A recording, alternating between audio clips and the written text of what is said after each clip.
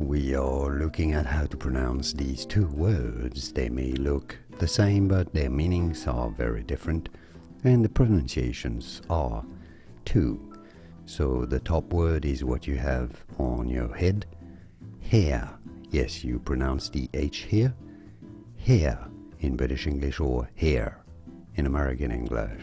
The bottom word is who inherits things.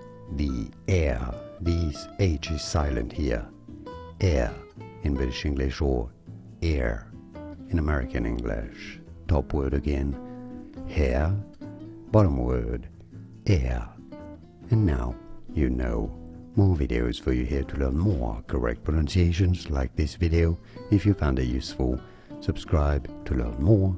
More videos for you here to learn more correct pronunciations of word that many mispronounce.